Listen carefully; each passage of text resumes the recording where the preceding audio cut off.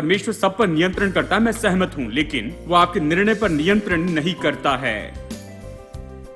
Hello, वो आपके निर्णय पर नियंत्रण नहीं करता है। आपके निर्णय ने आज आप जो हैं वही तो आपको बनाया है, और आज आप जो निर्णय लेते हैं ये आपको निश्चित करेंगे कि कल आप क्या होगे।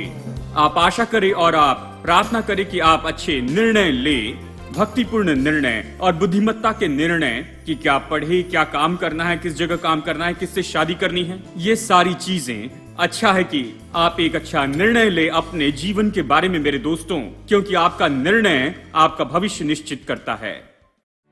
His name is wonderful. His name is wonderful. His name is wonderful. Jesus, my Lord. He is a mighty King, Master of everything. His name is wonderful. Jesus, my Lord. He's the great shepherd, the rock of all ages, Almighty God is He. Bow down before Him, love and adore Him. His name is wonderful, Jesus, my Lord.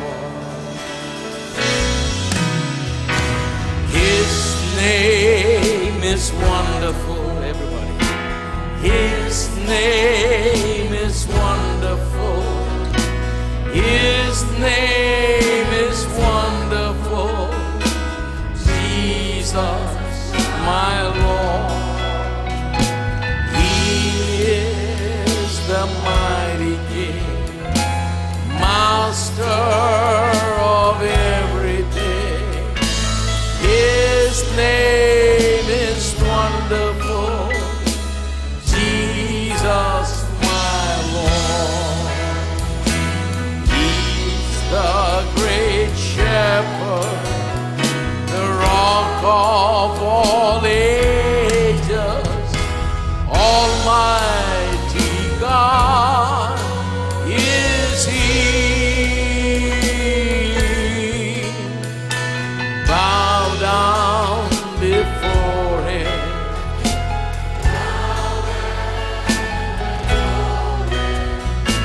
His name is wonderful, Jesus, my Lord. He's the great shepherd, the rock of all ages, Almighty God is He. Bow down before Him, love and adore Him. His name is wonderful, Jesus, my Lord. His name is wonderful, Jesus, my Lord.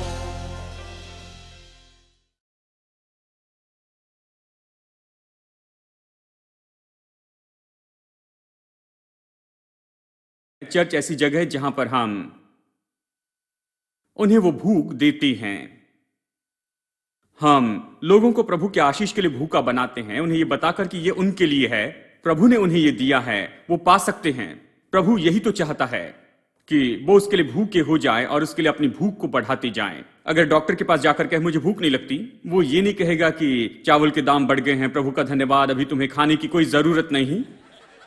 हाँ, शायद आपको admit करके पूरी जांच कर ले, scan कर ले, और सब कुछ करेंगे क्योंकि वो सोचेंगे कि आपको बड़ी बीमारी है, कोई बड़ी बीमारी है। भूख न लगना तो बीमारी को दर्शाने का एक चिन्ह है शरीर में, और आत्मा में अगर आप परमेश्वर के सबसे उत्तम के लिए भूखे नहीं है, मैं आपको बताऊं ये एक अच्छे आत्मिक जीवन के लिए एक अच्छा चिन्ह नहीं है। पवित्र बने, और मैं आपको बताऊं आप भूखे भी बने परमेश्वर की ओर से सबसे उत्तम पाने के लिए अपने जीवन में। इस नए साल में, आने वाले नए साल में आप इसे अपना मोटो बना ले, इसे आप अपना लक्ष्य बना ले परमेश्वर के लिए कि आप निश्चय उसे प्रसन्न करने वाले व्यक्ति बन जाए, कि आप वही बने जो उसने आपके लिए योजना रखी है। यह ऐसा नहीं कि मैं संपन्न बनना चाहता हूं, मैं ये चाहता हूं, नहीं, लेकिन परमेश्वर चाहता है कि मैं ऐसा हो जाऊं। परमेश्वर चाहता है कि मैं ऐसे हो जाऊं, और दूसरे किसी तरीके से नहीं चाहता। आमेन। यही मेरा मुद्दा है। मैं आपको बताऊं, मैंने संपन्नता की खोज नहीं की। शायद कोई आपको यह बता दे कि उन्होंने संपन्नता की खोज की है, लेकिन मैंने नहीं की। यह प्रभु का विचार है। देखिए, मुझे बाइबल से मिला है, ठीक है। दूसरा सिद्धांत है, सुन रहे हैं? दूसरा सिद्धांत तो यह है, ये आशीषें आपके मुंह के अंदर रखी नहीं गई हैं, ये आपकी पहुंच में रखी गई हैं। हेलो। अब ये महत्वपूर्ण बात है जो आपको समझनी होगी।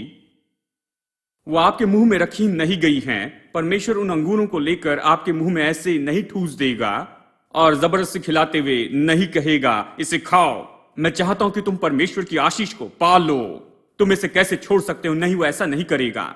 आप एक छोटे शिशु को ले लो और उसके मुंह में आप बस दूध ऐसे ठूसने की कोशिश करो। अगर वो बच्चा उसे पीना नहीं चाहता तो मैं चुनौती देता हूं, आप उसे कभी नहीं पिला पाएंगे। जानते हैं, आपने उसके मुंह में जो कुछ भी रखा है वो सब फेंक देगा। आप जबरदस्ती पिलाएंगे लेकिन इधर उधर से बाहर निकल जाएगा, सब कुछ बाहर आएगा, क्योंकि अगर वो पीना नहीं चाहता है तो वो इसे बिल्कुल नहीं पिएगा। उसे पीने के लिए तैयार करना है और केवल तभी वो इसे पिएगा। और देखिए, इसलिए परमेश्वर इसे हमारे मुंह में जबरदस्ती नहीं रखता है। परमेश्वर इन आशीषों को अपने आप हमारे जीवन में नहीं लाता है कि ये आशीषें हम पर लेकर आए और जबरदस्ती करे हमारे मुंह में और गले में, अपने आप हमारे ऊपर डाल दे। आशीषें अपने आप हमारे साथ में नहीं होती हैं। ऐसा नहीं कि एक दिन सुबह जागते हैं और आशीषित हैं और धनी और ये सब। देखिए, इस तरह से नहीं होता है। जानते हैं, आपको इसके बारे में सुनना होगा, इसे लेना होगा, इस पर विश्वास करना होगा, आपको इसकी इच्छा रखनी होगी, इसके बारे में निर्णय लेना होगा। आपको संपन्नता और आशीष के लिए परमेश्वर के तरीके का उपयोग करते जाना होगा। आपको निर्णय लेना होगा कि प्रभु जैसे चाहता है वैसे जिए, कि आप प्रभु की आशीष का आनंद उठाए। यह ऐसे अपने आप नहीं होगा, यह अपने आप ऐसे ही नहीं होता है, यह अपने आप नहीं होगा। कुछ लोगों में यह विचार है, वो कहते हैं खैर अगर प्रभु चाहता है कि मैं अच्छा हो जाऊं, अच्छा हो जाऊंगा। यदि प्रभु चाहता है कि मैं धनी बनूं तो मैं धनी बन जाऊंगा। यदि प्रभु चाहता है कि घर में शांति हो तो मेरे घर में होगी। यदि प्रभु इसे करना चाहे तो ये जरूर हो जाएगा। वो यही कहते हैं। विश्वासी को ये कहते सुना है? आप ऐसे देख रहे हैं कि जैसे आप में से कुछ लोगों ने कहा है अगर प्रभु चाहे ब्रदर तो वो इसे करेगा। अब देखिए, एक आदमी प्रचारक से बहस कर रहा था। जानते हैं, वह ऐसे विचार वाला था, यदि प्रभु चाहे तो वह इसे जरूर करेगा। आप क्या चाहते कोई बात नहीं, आप क्या सोचते कोई बात नहीं। जो भी प्रभु चाहता है वो उसे जबरदस्ती आपको ला कर देगा। ये इसी तरह से होगा, जो भी प्रभु चाहता है वैसे ही होगा। आप क्या सोचते क्या चाहते इससे फर्क नहीं पड़ेगा। जो प्रभु चाहता है केवल वही होगा। तो प्रचारक उसे जवाब दे रहे थे और फिर आखिर में उसे नहीं समझा पाए और वो प्रचारक के साथ सहमत नहीं था। वो बस प्रचारक के साथ बहस करते जा रहे थे। तो अंत में उन्होंने कहा कि देखो, अगर आप इसे नहीं करना चाहते और परमेश्वर आपसे इसे जबरदस्ती करवाना चाहता है तो फिर यह कैसे हुआ कि आप 25 साल से चर्च में आए हैं और आपने कभी दशवांश नहीं दिया है? परमेश्वर ने आपको दशवांश देने क्यों नहीं लगाया? इसी बात से पूरी बात खत्म हो गई और वो बहस वहीं पर खत्म हो गई। क्योंकि बात तो यही है कि कोई भी किसी से कोई काम जबरदस्ती नहीं कर सकता, कुछ नहीं करवा सकता। यहां तक कि परमेश्वर भी कि दशवांश दे या किसी तरह से किसी भी चर्च को कोई पैसा दे या दान दे, जब तक कि वो व्यक्ति निर्णय न ले ले कि मैं इसे करूंगा क्योंकि ये प्रभु का सिद्धांत है, ये जीने का तरीका है, ये आशीष का तरीका है, ये मेरे लिए अच्छा है, मैं जीवन भर ऐसा ही करूंगा। अगर वो निर्णय ले तो इसे करेगा, नहीं तो फिर नहीं करेगा। जबरदस्ती किसी से नहीं करवा सकते। इसलिए मैं प्रचारकों से कहता हूं, जब भी मैं उनसे बातें करता हूं, लोग नहीं दे रहे हैं इसलिए आप क्यों उन्हें डांटते हैं? आप इसे भूल जाए। वो आपको इसलिए नहीं देंगे क्योंकि आपने कहा मेरे पास नहीं है। वो नहीं देंगे क्योंकि आपने कहा कि मुझे चाहिए। वो इसलिए भी नहीं देंगे क्योंकि आपने गरीबी के कपड़े पहने हैं और गरीब दिखते हैं। एक व्यक्ति मेरे लिए खेद कर रहे थे, भाई अगर आप ऐसे कपड़े पहने तो कोई आपको क्या देगा। मैंने कहा दिमाग है तो 2 बार आप सोचेंगे, किसी के देने से ही मैं ऐसे कपड़े पहन रहा हूं। लगता है कोई नहीं दे रहा है इसलिए मैं ऐसे परिस्थिति में हूं। वो सोचते हैं यदि यहां पर छेद है, यहां पर छेद है, जूतों में 2 छेद हैं और छेद दिखाते हुए ऐसे प्रचार करे तो लोगों को खेद होगा, ओ प्रचारक को नई पैंट्स चाहिए। मैं सोचता हूं इन्हें नए जूते चाहिए। क्या आपने इनका जैकेट देखा, यहां से पूरा फटा हुआ था, इन्हें नया चाहिए। और फिर जाकर बोले शायद वो इससे देंगे, ये उन्हें पसंद नहीं आएगा। जल्दी वो निर्णय लेंगे, अगर मुझे कुछ देना है तो उन्हें नहीं दूंगा जिनके पैंट में छेद हैं।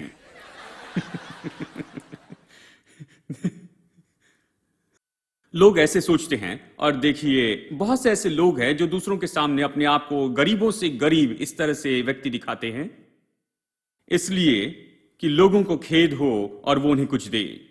और मैं उनसे कहता हूं अगर आप सीधा सोचते हैं तो आप इस बात को समझेंगे। जानते हैं वो आपकी ओर देखेंगे और आपको बहुत अच्छे से देखेंगे और प्रभु से कहेंगे प्रभु इनकी मदद करें और आपको छोड़कर जाएंगे। वो जानते हैं आप उनकी मदद नहीं कर पाएंगे। जानते हैं क्योंकि आपको पता नहीं कि आप खुद की कैसी मदद कर सकते हैं तो दूसरों की मदद कैसे करेंगे। और जानते हैं कुछ लोग जब विश्वासी बनते हैं तो मुझे लगता है कि उनकी जो सोच है पूरी तरह से गड़बड़ा जाती है। वो सही सोच नहीं सकते हैं। तो परमेश्वर किसी से भी कोई जबरदस्ती काम नहीं करवाता है। हां, किसी को आप देने नहीं लगा सकते हैं, नहीं। और इसलिए मैं लोगों को देने के बारे में कभी डांटता नहीं कि आपने नहीं दिया है। मैं ये सब कुछ नहीं करता हूं। मैं इस विषय को बिल्कुल नहीं लेता हूं। मैं हमेशा सिखाता हूं कि आप कैसे आशीष पा सकते हैं, आप कैसे प्रभु की आशीष का आनंद उठा सकते हैं, आशीष के लिए सिद्धांत क्या है और आप कैसे जी सकते हैं संपन्नता के जीवन में, कैसे आपका जीवन बेहतर हो सकता है। मैं हमेशा यही प्रचार करता हूं, बाकी चीजों को छोड़ देता हूं क्योंकि उन्हें बेहतर होना है।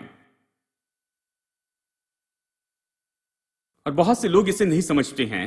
परमेश्वर सारे संसार के ऊपर नियंत्रण करता है। सूरज, चांद, तारे सब अपनी जगह पर होते हैं क्योंकि बाइबल कहती है उसने केवल अपने वचनों से उसे नहीं बनाया लेकिन अपने वचनों से उन्हें संभाले हुए हैं। तो प्रभु नियंत्रण करता, सूरज, चांद और तारों को अपनी जगह पर रखता है। परमेश्वर सब पर नियंत्रण करता है, मैं सहमत हूं, लेकिन वो आपके निर्णय पर नियंत्रण नहीं करता है। हेलो, वो आपके निर्णय पर नियंत्रण नहीं करता है।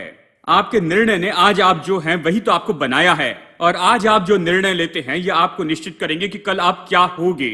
आप आशा करें और आप प्रार्थना करें कि आप अच्छे निर्णय ले, भक्तिपूर्ण निर्णय और बुद्धिमत्ता के निर्णय कि क्या पढ़े, क्या काम करना है, किस जगह काम करना है, किससे शादी करनी है। ये सारी चीजें अच्छा है कि आप एक अच्छा निर्णय ले अपने जीवन के बारे में मेरे दोस्तों, क्योंकि आपका निर्णय आपका भविष्य निश्चित करता है। कल ये नहीं कहना कि परमेश्वर ने मेरे लिए ऐसा भविष्य निश्चित किया हुआ है। जानते हैं, नहीं, ऐसे विपत्ति की परिस्थिति में ना आए। खैर भाई, किसी तरह परमेश्वर ने मुझे यहां पर पहुंचाया है। नहीं, परमेश्वर ने आपको वहां नहीं लाया। परमेश्वर के पास आपके लिए हमेशा सबसे उत्तम है। हां, और सबसे उत्तम आपके लिए रखा गया और वो आपकी पहुंच में है। आप उसे ले सकते थे। वो आपके मुंह में से नहीं रखेगा। आपको निर्णय लेना है कि जाकर इसे ले ले। आपको विश्वास से लेना है, आपको विश्वास से आगे बढ़ना है और इसे लेना है। परमेश्वर जबरदस्ती नहीं करेगा, आपके लिए कोई निर्णय वो नहीं लेगा। परमेश्वर इसे आपके लिए नहीं करेगा, आपको खुद अपने लिए इसे करना है प्रभु की मदद से। आमीन। ठीक है, चलिए मैं यहां 1-2 बातें और जोड़ दूं।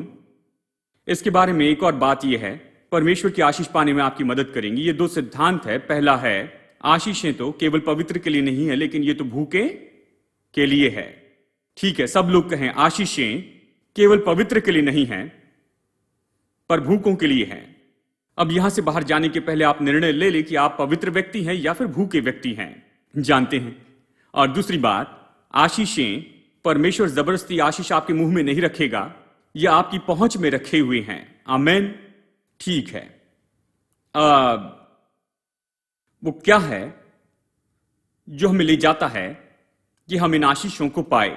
देखिए व्यवस्था विवरण 28 1 से 14 तक आपको ये सारे वचन देता है, कैसे आप भीतर और बाहर जाते समय आशीष पाएंगे, कैसे जानवर यानी जानवर बढ़ते चले जाएंगे, खेत में अच्छी उपज होगी, गर्भ के जो फल है वो बढ़ते जाएंगे।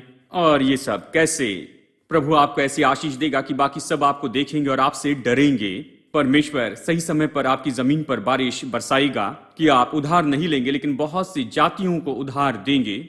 आप नीचे नहीं रहेंगे, ऊपर रहेंगे। आप पूंछ नहीं लेकिन सिर बनेंगे। ये सारे वचन आते हैं अध्याय 28 वचन 1 से 14 में। लेकिन आशीषों को बताने के पहले वचन 1 और 2 यहां पर बहुत ही महत्वपूर्ण हैं। वचन 1 और 2 ये कहता है, यदि तू अपने परमेश्वर यहोवा की सब आज्ञाएं जो आज मैं तुझे सुनाता हूं चौकसी से पूरी करने को चित्त लगाकर उसकी सुने, तो प्रभु परमेश्वर यहोवा तुझे सब पृथ्वी की जातियों में श्रेष्ठ करेगा। फिर अपने परमेश्वर यहोवा के सुनने के कारण ये सब आशीर्वाद तुझ पर पूरे होंगे, क्योंकि तूने अपने प्रभु परमेश्वर की बात सुनी है।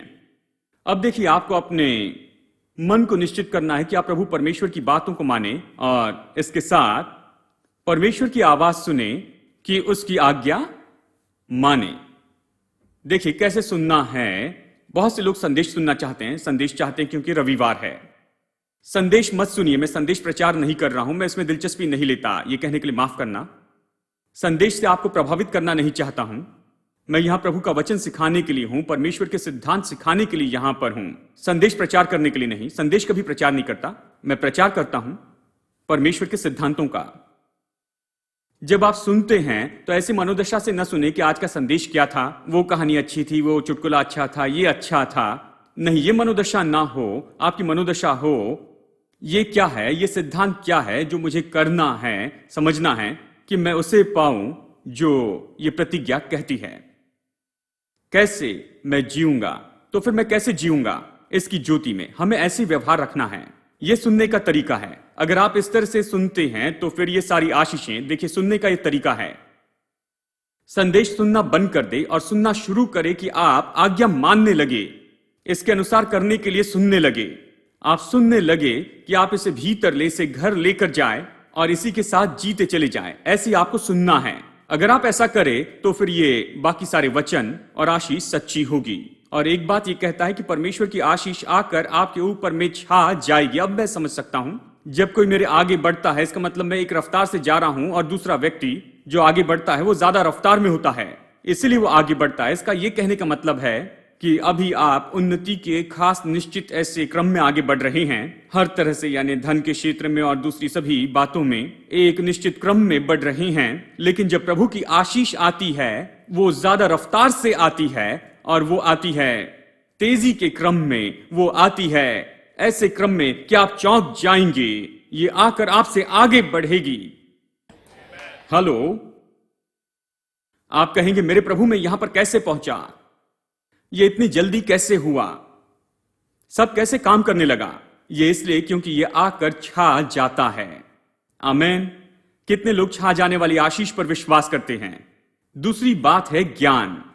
होशे 4 कहता है, 4:6 कहता है, ज्ञान के बिना लोग नाश होते। ये नहीं कहता नौकरी के बिना लोग नाश होते हैं, ये नहीं कहता पैसों के बिना नाश होते हैं, ये नहीं कहता देश में अकाल पड़ा इसलिए लोग नाश हुए। नहीं, ये कहता है लोग ज्ञान की कमी के कारण नाश होते हैं। यहां तक कि अकाल में लोग नाश हुए हैं क्योंकि उन्होंने परमेश्वर की आवाज नहीं मानी, वो नहीं जानते थे। ये ज्ञान की समस्या है, बाकी कोई समस्या नहीं है दोस्तों, ज्ञान की समस्या है। ज्ञान ही सफलता की कुंजी है और बाइबल तो ज्ञान की किताब है। पवित्र बाइबल कहने के बजाय मैं सोचता हूं यह कहना चाहिए सफलता का मैनुअल। तो बहुत से लोग पढ़ने लगेंगे, जबकि नाम है पवित्र बाइबल, तो इसे लेते हैं और चूमते हैं और रख देते हैं क्योंकि यह पवित्र बाइबल है। लेकिन अगर इसका नाम हो विनर्स डाइजेस्ट तो वो कहेंगे चलो मैं इसे पढ़ लेता हूं, इसमें क्या है। बाइबल ज्ञान की किताब है। यह आपको अलौकिक ज्ञान देती है, ज्ञान कि आप लहू से धोए गए हैं, परमेश्वर की संतान हैं, परमेश्वर के वारिस हैं, यीशु के संगी वारिस हैं, आप पिता के दाहिनी ओर बैठे हैं और स्वर्ग में आपका वकील और मध्यस्थ है यीशु मसीह, जीवित परमेश्वर का पुत्र। वो आपके लिए काम कर रहा है। प्रभु आपका सहायक है, वो आपको न छोड़ेगा न कभी त्यागेगा। आप जीवन में जैवन से भी बढ़कर है। मैंने ये कहां सीखा? ये ज्ञान आया है इससे। आप इसे किसी भी यूनिवर्सिटी में नहीं पा सकते। यही ज्ञान है जो आपको इस जीवन में आपको ऊंचाई पर रखेगा और वही तो आपको इस जीवन में एक सफल व्यक्ति बनाएगा। प्रभु का धन्यवाद हो साइंस और टेक्नोलॉजी के ज्ञान के बारे में, लेकिन ये ज्ञान तो उससे भी महान है दोस्तों। ये ज्ञान इस बारे में है कि आप कौन हैं, परमेश्वर ने आपके लिए क्या किया, परमेश्वर ने आपके लिए क्या रखा है और आप इसे कैसे पा सकते हैं। ये जरूरी है इस संसार में सफल होने के लिए, चाहे आप किसी भी क्षेत्र में हो। आमेन। और फिर देखते चले जाना। तीसरी बात, विजुअलाइजेशन। मैं इसे कहकर संदेश खत्म करूंगा। ये जरूरी है, देखते जाना है आशीषों को देखते जाएं। इसका मतलब है अगर मन की आंखों से इसे नहीं देख सकते हैं तो भविष्य में इसे आप नहीं देख पाएंगे। यदि आप मन की आंखों से नहीं देख सकते हैं तो भविष्य में इसे नहीं देख पाएंगे। याद है वो स्त्री जो यीशु के पास में आई, जिसे 12 साल से ये लहू बहने की बीमारी थी। वो ये कहते हुए आई कि मैं उसके वस्त्र को छू लूंगी तो मैं चंगी हो जाऊंगी। उसके पास में चित्र था कि जाकर यीशु को छू लूंगी और मेरा लहू बहना तुरंत बंद हो जाएगा, मैं चंगी हो जाऊंगी। इसके पास चित्र था कि वो चंगी हो गई। याईर आया, उसने कहा मेरी बेटी बिल्कुल मरने पर है, मरने पर आ चुकी, लेकिन यदि तू आए और तू अपना हाथ उस पर रखे तो वो जीवित रहेगी। उसके पास चित्र था, उसे दफनाने का नहीं, उसके पास चित्र था उसके जीने का, क्योंकि यीशु आएगा और उसे छू लेगा तो फर्क आएगा। उसके मन में ये चित्र था, अगर ये आए और ये उसे छू ले तो मेरी बेटी जीवित रहेगी। चित्र था। मैंने यहोशू के बारे में कहा, इसके पहले कि यहोशू जाकर यरीहो के शहर को ले ले, प्रभु ने उससे ये कहा, देखो। यहोशू 6:2 कहता है देखो। वो कहता है देखो मतलब ये कहे देख लो। क्या देखो? देखो मैंने तुम्हें दिया है घोड़े, रथ और उस देश के राजा को, उसकी सेना और राजा को, और यरीहो का शहर तुम्हारे हाथों में दे दिया। प्रभु कहता है जाकर उसे लेने के पहले देखो अपने मन की आंखों से कि राजा तुम्हारे पैरों पर गिर रहा है और सिपाही आपके पैरों पर है और घोड़े और रथ तो तुम्हारे हैं। देखो कि यह नगर तुम्हारा है। इसे देखो, इसे देखते जाओ, इस चित्र को देखो। अगर नहीं देख सकते तो नहीं पा सकते। मन की आंखों से नहीं देख सकते हैं तो भविष्य में आप उसे नहीं देख पाएंगे। स्वयं यीशु ने देखा था। मैं बस इसे आपको दिखाऊंगा और फिर संदेश खत्म करेंगे। इब्रानियों 12:2। यीशु ने खुद इसे देखा। इसे गौर से सुनिए। विश्वास के कर्ता और सिद्ध करने वाले यीशु की ओर ताकते रहें, जिसने उस आनंद के लिए जो उसके आगे धरा था लज्जा की चिंता न करके क्रूस का दुख सहा और परमेश्वर के दाहिनी ओर जा बैठा। ये कह रहा है, ये कहता है कैसे यीशु ने इतना दुख सहा। सिर पर कांटों का मुकुट, तो यहां पर सिर के जख्मों से खून बहता है। हाथ और पैरों में कीले जड़े हैं तो लहू बहता है। शरीर पर हर जगह बुरी तरह से मारा गया। हल चले खेत के जैसे, यानी हर जगह खून है। वो लहू लुहान हो गया, मतलब दुखों को सहा, वहां बस मांस लटक रहा था। सच में वो कैसे कोई मनुष्य इतने दर्द को सहते हुए वहां पर ऐसे खड़े रह सकता है। उसने इसे कैसे किया इसके बारे में बताते हुए कहता है उस आनंद के लिए जो उसके सामने धरा था। दूसरे शब्दों में, जब वो दुख उठा रहा था तो वो उस दुख और उस क्रूस की ओर नहीं देख रहा था, वो देख रहा था उस आनंद को। ये किसका आनंद है? ये आनंद की लाखों लाखों भारतीय लोग और दूसरे लोग यीशु पर विश्वास करते हैं और परमेश्वर की आशीषों को पाते हैं। ये आनंद कि बहुत से लोग अनंत जीवन पाते हैं, पुनरुत्थान का आनंद और ऊंचे उठाए जाने का, महिमा का आनंद कि प्रभु के पास में बैठे। ये आनंद की बहुत ही सुंदर अच्छा भविष्य होगा और संभावना होगी लाखों और लाखों लोगों के लिए। ये आनंद की पूरी मनुष्य जाति को बदलते हुए देख सके छुटकारे के काम के द्वारा। वो आनंद, वो उसके बारे में सोच रहा था। जब उसने उस आनंद के बारे में सोचा जो उसकी मृत्यु के कारण आएगा, तो मृत्यु बहुत छोटी हो गई और ये सारे दुख तो महत्वहीन हो गए। इस तरह दुख उठाया, इस तरह वो खड़े रहा। दूसरे शब्दों में, वो अपनी आंखों के सामने रख रहा था वो आनंद कि ये क्या लेकर आएगा मनुष्य जाति में, ये क्या करेगा जो प्रभु चाहता है उसे पूरा करने में। उसने इसे मन के सामने रखा, क्रूस नहीं, दर्द नहीं, लेकिन उसने आनंद रखा, परिणाम रखे। मैं आपसे कहूं, चाहे आपकी जो भी समस्या हो, विजय को अपनी आंखों के सामने रखते जाए, आनंद को अपने आंखों के सामने रखे, भविष्य, महिमा में भविष्य रखे, जीतने वाला भविष्य आंखों के सामने रखे, अपनी आंखों के सामने खुद को विजयी के रूप में रखे और देखे और इसकी कल्पना करे। और मैं आपको बताऊं, वर्तमान के इन सारे दुखों में से आप ऐसे जाएंगे जैसे ये कुछ भी ना हो। ये ऐसे दिखेगा कि बस ये ऐसे ही चला गया है। कुछ महीने, यहां तक कि कुछ साल भी जिसमें परेशानी थी, वो कुछ भी नहीं लगेंगे, क्योंकि आपने आनंद रखा और उस विजय और आशीषों को रखा भविष्य के लिए अपनी आंखों के सामने। तो आप वर्तमान के दर्द को महसूस नहीं करेंगे। आमेन। इस तरह आप वारिस बनते हैं, इस तरह आप इसे लेते हैं, इसी तरह से आप वो बनते हैं जो परमेश्वर चाहता है कि आप हो जाएं।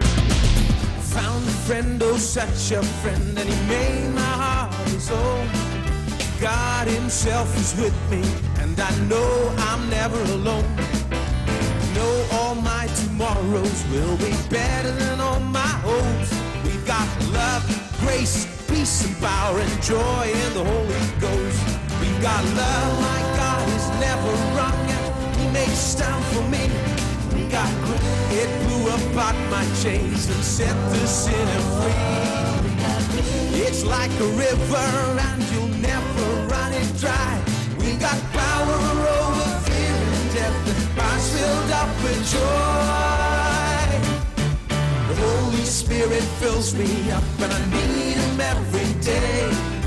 Fire, faith and confidence and knowing what to say. I gave my heart and all I am to the one who loves me most. We got love, grace, peace and power and joy in the Holy Ghost. We got love, my God is never wrong, and he makes time for me. We got grace, it blew apart my chains and set the sinner free. It's like a river and you'll never run it dry. We got power over fear and death and hearts filled up with joy. The Holy Spirit fills me up and I need him every day. Fire, faith and confidence and knowing what to say. I gave my heart and all I am to the one who loves me most. We got love, grace, peace and power and joy in the Holy Ghost. We got love, my God is never wrong, he makes time for me. We got it blew apart my chains and set the sinner free. It's like a river and you'll never run it dry. We got power over fear and death and hearts filled up with joy. Oh, we got love, my God is never wrong, and he makes time for me. We got it blew apart my chains and set the